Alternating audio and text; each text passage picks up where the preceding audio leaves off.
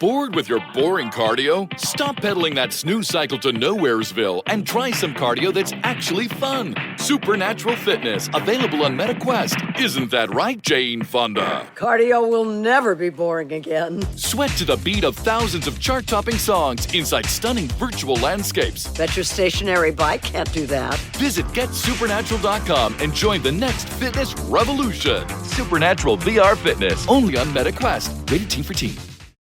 Is crypto perfect? Nope. But neither was email when it was invented in 1972. And yet today, we send 347 billion emails every single day.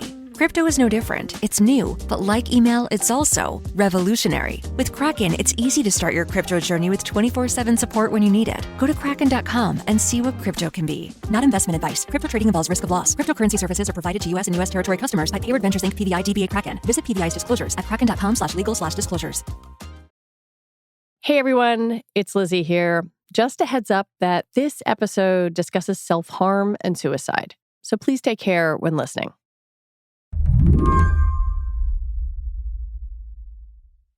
By 2020, 16-year-old Maddie Cholka had been struggling for a while with her mental health. She and her family, who lived in Neosho, Missouri, had had difficult conversations about her suicidal ideation and how to keep her safe.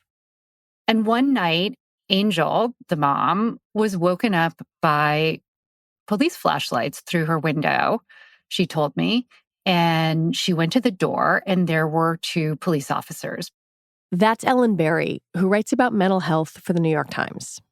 And the officer said, "Does someone named Maddie Cholka live here?" And Angel was terrified because her first thought was that Maddie had run away. But she had no idea sort of where this was coming from. And so she went to Maddie's room and the police came with her. And it turned out that what had happened was that Maddie was typing on her Chromebook, the Chromebook that she got from the Neosho Public Schools. And she had sent a message to one of her friends, a text message, saying that she was planning to take her life, that she was planning to take an overdose of, it was an anxiety medication. And this text had gone to a software company, an ed tech company called Go Guardian Beacon, which filters what students in that district are typing on their devices and looks for indications of self-harm. Maddie's message was flagged by the software. Then it went to a human review, then to her school's head of counseling, who read it and called the police. The police went to Maddie's house and they got there a few minutes after she had taken a handful of pills. It probably wouldn't have been a lethal dose, her mom said, but in any case, she was very drowsy. And the mom and the police, I think there was an ambulance there already, took her to the hospital.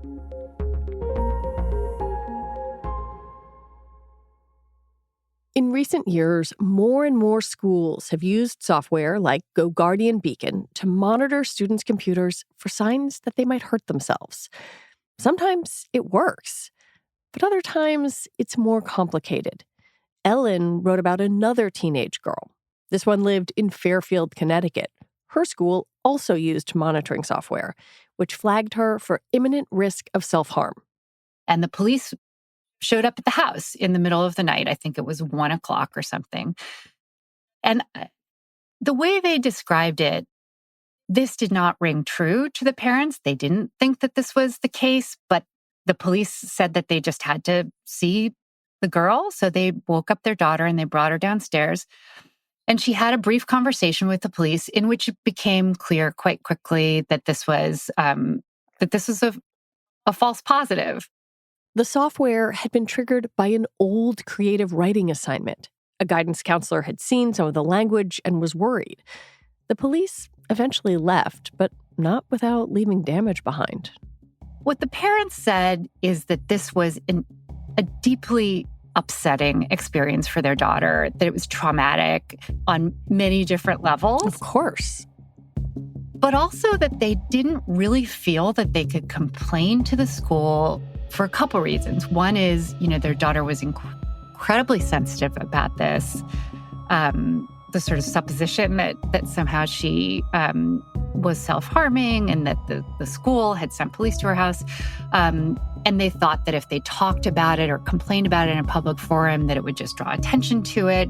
But the mom also said, that she was hesitant to complain because the guidance counselor said, well, maybe, this is a way of saving lives and there are false positives. But, if you can save a life, you can probably tolerate the false positives.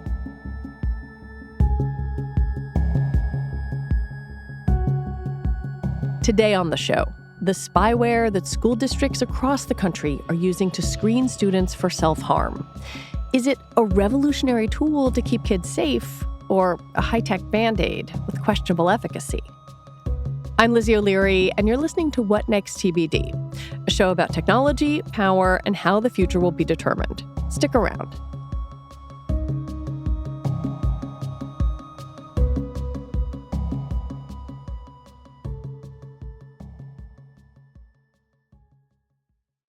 It's always nice to get more for less. So here's a life hack that can automatically put some extra cash in your pocket. Discover will automatically double all the cash back you've earned on your credit card at the end of your first year with Cashback Match. So you could get some money for this holiday season and get more next holiday season. It pays to Discover. See terms at discover.com/credit card. This podcast is brought to you by Progressive Insurance. Do you ever think about switching insurance companies to see if you could save some cash? Progressive makes it easy. Just drop in some details about yourself and see if you're eligible to save money when you bundle your home and auto policies. The process only takes minutes, and it could mean hundreds more in your pocket. Visit Progressive.com after this episode to see if you could save. Progressive Casualty Insurance Company and Affiliates. Potential savings will vary, not available in all states. It's perhaps not surprising that the use of school-issued electronics skyrocketed during the pandemic. And with that, schools and districts added various kinds of monitoring software. Initially, the idea was to keep kids from inappropriate content. You had schools that were essentially giving all their students the internet. And there was a sense of responsibility. And there's also a law that requires the schools to then create some guardrails. Do we have a sense of how many kids across the country or how many schools are using some type of mental health monitoring software on these devices? It's really hard to find reliable data on this because you have half a dozen companies that are marketing these kinds of tools to schools. I was able to sort of count enough I have the sense that it is around between a third and a half of U.S. school children have some kind of mental health monitoring on their devices. Most kids and most parents who receive these devices, they have some kind of agreement that spells out, yep, this is how it's going to be used, this is what's in there. When you talked to parents and children, how aware were they of what the programs could see? Well, I spoke to maybe between a dozen and 20 parents who had calls, who had been contacted by the school about something that their child had typed. And I think across the board, they were not expecting to get that call. They weren't aware that this was something that could happen. And I think the reason is because the schools do inform families about the existence of these softwares, but it's part of a tech agreement that parents sign at the beginning of the year. And if they're like me, they sort of skim past it straight to the checkbox. So the answer is, I don't think parents are really aware that their children's typing on their devices is being scanned necessarily. Do these kids and parents have a choice? Or is it, you take the Chromebook home and this is what's on it, the end? So I can't speak for all the school districts in the country, but I think in many cases, the only choice available would be to say no to the Chromebook, which is not feasible for a lot of families. And I think it is the case that poorer families are more likely to rely on the school devices because the kids may not have their own devices. And that means that the kids may do all of their searches or all of their text messages or sort of whatever they type, they're more likely to be doing it on the school devices, which means that it is more likely to be under school surveillance. Each program runs a little differently, but they're all set up to search for certain triggers that might indicate a kid in distress. I think most of them use keywords, key phrases. So there's something kind of elementary about this. Obviously, that's going to just pick up a massive amount of data.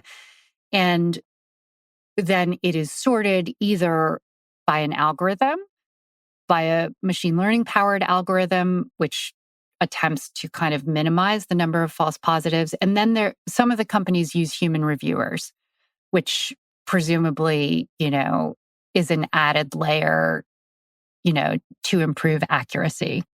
You had an anecdote in your story about Talmadge Clubs, the Neosho School District's director of counseling, and this moment where a student typed "how to die" into a Chromebook in a classroom. I wonder if you could tell me about what happened next. So Talmadge Clubs is a real believer in this system. And I spent some time with him and in his community of Neosho, Missouri. This is a town that had a cluster, a sort of devastating cluster of student suicides. And, following that had introduced a bunch of sort of changes in the school system. And one of them was using Go Guardian Beacon. Anyway, that morning, I guess it was the beginning of October, and Tal Clubs had come in and he had a whole cluster of alerts, which he concluded were from there was a health class that was doing research on suicide. So these were all, turned out they were all false positives.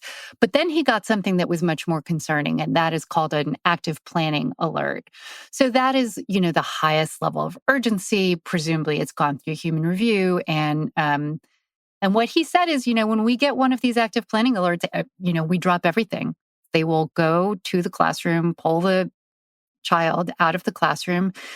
And I think what they do in that school is they administer the Columbia Suicide Screening Test, which is it's a 6-question screening tool where they ask very specific kind of questions, designed to detect how serious someone's suicidal thoughts may be and whether they need, for example, hospitalization in the most extreme cases.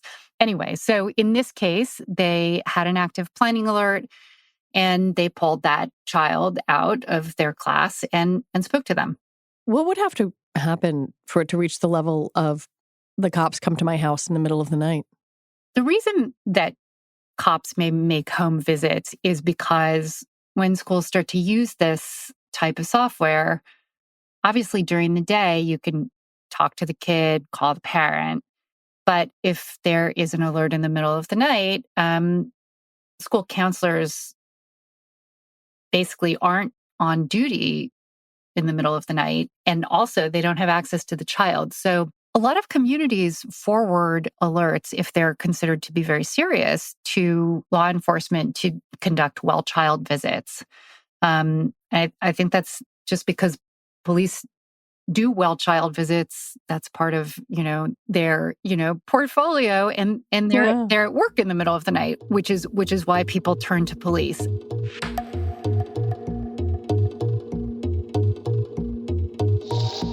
When we come back, is there any way to tell if this software actually works?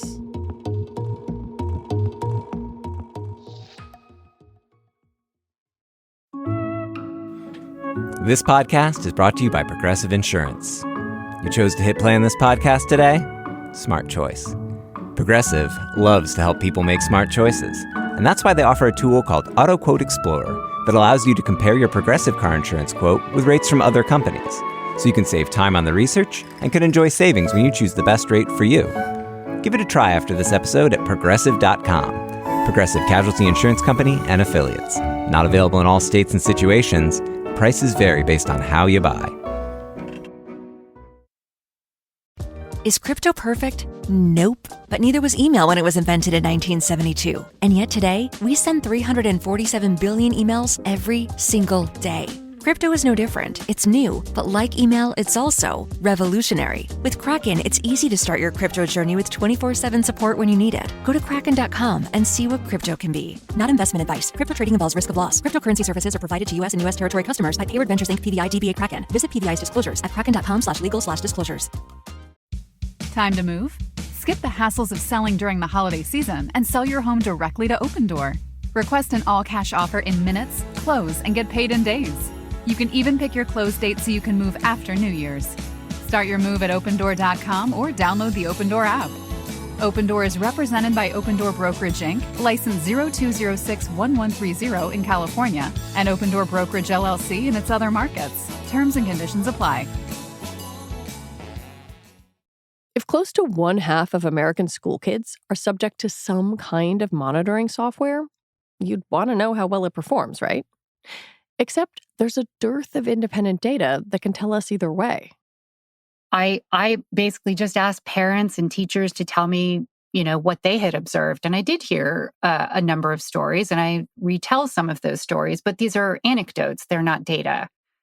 And in the absence of data, I think there's like a legitimate question, when we don't know, does that mean we should just go ahead and implement it? Or does that mean we should pause before implementing it? And I think the problem of self-harm is it feels like such an urgent one. Schools really don't know what to do about it. And so I think in some ways a tech solution feels like a clean solution. And, during the years after the pandemic, the schools were under a lot of pressure to add sort of mental health protections and services. Well, that was where I was going with this are these technological protections, are they layered in with, say, more counselors, more conversations about living through a pandemic or loss or grief or what it feels like to be a teen online? Is that stuff there? Or are we talking about a district where they said, well, we got to do something, and so we're going to install Go Guardian Beacon? I can't answer that question because we're talking about, hundreds and hundreds of districts, all of which approach this differently. But ideally, a tool like this only works if you have, for example, on-site therapists, or you have enough bandwidth that your counselors really build relationships. I mean, I think one hopeful idea is that, let's say the school starts picking up on weaker signals, that is, like signals of distress that are not imminent harm or imminent emergencies. One way that I can see this being positive is that it brings kids into conversation with counselors before there's a point of 911 calls or ambulances or anything like that. Just sort of bring down the stakes and get them into conversation with an adult who is just asking them how they are. And I had a conversation with one 17-year-old girl who said, she had been called into the counselor, and she walked in and the counselor held up a piece of paper, and it was a printout of a note that she had written. It was an email she had written to a friend of hers. I think it was a few days earlier. And the email said that she was thinking of harming herself. And she said, that counselor has become a mom figure. Like ever since that moment, like I've been talking to that counselor and it really made things easier for me. So that's an example where, maybe it wasn't an imminent emergency, but it did have a good outcome. I know this wasn't the focus of your reporting, but there's also kind of an interesting privacy question here, which goes back to the young woman in Connecticut. The idea that, this is also intrusive and can feel embarrassing, or even in the case of the Lawrence Public Schools in Kansas, student journalists there fought with their school district to have the software removed from their devices, saying it was violating privacy and free speech rights. Did privacy concerns come up at all when you were doing reporting for this piece? Yeah, privacy concerns are really the elephant in the room. And there are a lot of communities that have decided against using these tools for that reason. And, a couple of things that have come up regularly, there is a lot of concern that if you are conveying to parents what a child may be searching on their device or websites they may be visiting, that I think there's a specific problem for queer or trans kids who may be somehow outed through this kind of technology. So that's like serious concern that's come up, and a number of data privacy or tech privacy advocacy groups have issued real warnings about this. The other is that, let's say you're searching for a benign reason, you're concerned about mental health, but what if you pick up language about a gun or a knife? If this becomes a kind of a tool for detecting violence, Which it has been used as. Some schools say they're using this for to prevent school shootings. you are essentially putting your students into contact with police in a way that may be unnecessary and may, in fact, have very bad consequences for them. So that is another really very serious concern about what these do. So these are both different kinds of privacy concerns, but for sure, the students in Lawrence, Kansas, they made a number of different arguments. They said, first of all, this is making it difficult for us to do our work because so much of, like in an art class, they were being flagged for nudity or, but also like just trying to do normal research for school. This had proven to be an obstacle.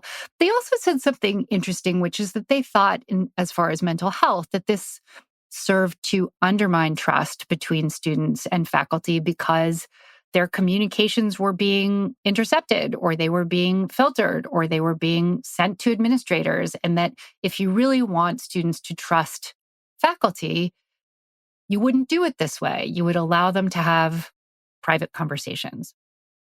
There's also this weird layer of separating online life from real life.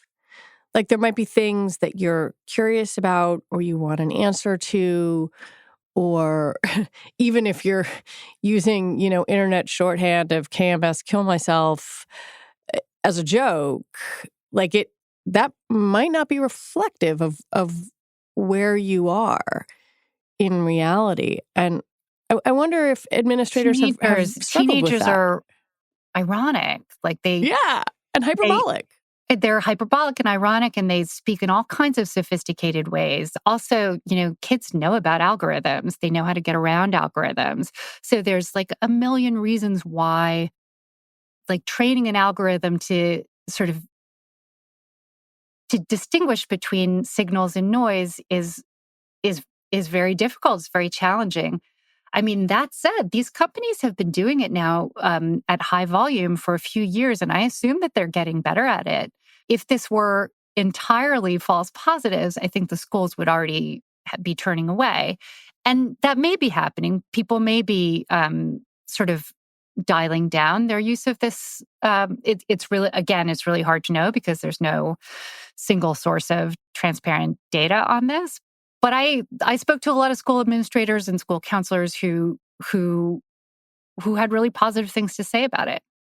Do you think there will ever be the kind of data that you're talking about? Because on the one hand, it would be great to be able to say, here is a robust data set. The efficacy of our program is confirmed by the work of these independent researchers. On the other hand, these are private companies competing against one another for contracts. And so I wonder if there is some, trade secret aspect of this where they're like, man, we don't want to open up our algorithm to you. Well, I really think that school districts should demand this because maybe it does work, but we haven't seen any evidence yet. And if you are reaching into family life or you're reaching into the child's home in some cases, I think it's fair to ask for data about sensitivity, positive predictive value, all the things that make an algorithm good or effective or ineffective. So Go Guardian Beacon, when I asked them about this, they said that there is a peer-reviewed paper on its way. It will be published, I think, in the next few months. But the fact remains that there's nothing out there that can tell you reliably, this is the number of false positives versus good signals and lives saved. We started this story by talking about Maddie Choka. How did her story end? Yeah. So this was a really very memorable conversation with Maddie's mom, in part because it was so clear from talking to her just what it costs parents to take care of and try to keep safe kids who are really struggling with impulses to hurt themselves. And you could just see on her face how much it had cost her.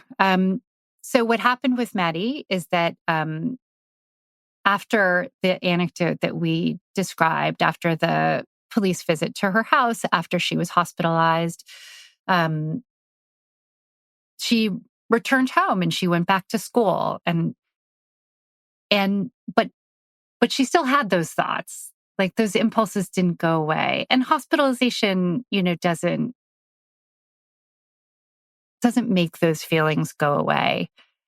And she became, I think, more intentional or conscious about what she was typing on her Chromebook so that she wasn't picked up by the filter anymore. And she did ultimately die of suicide the following year.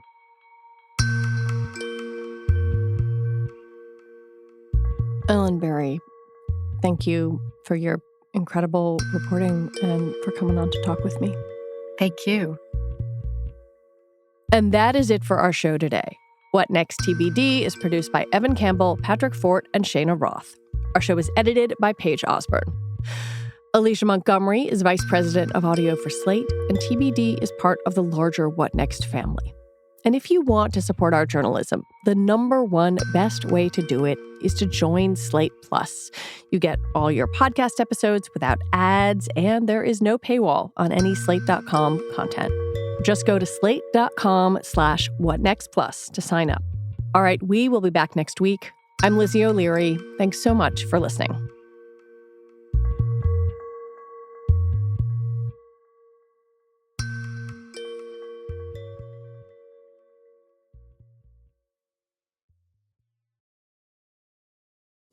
Online education is convenient, but sometimes it can be lonely. Sometimes the extra help you need can only come from someone else. At American Public University, we make online education personalized, affordable, and memorable. With 24/7 mental health support available in multiple languages, access to career coaches, and lifelong career services, you'll never feel alone on your path to success. American Public University. Digital by nature, human by design.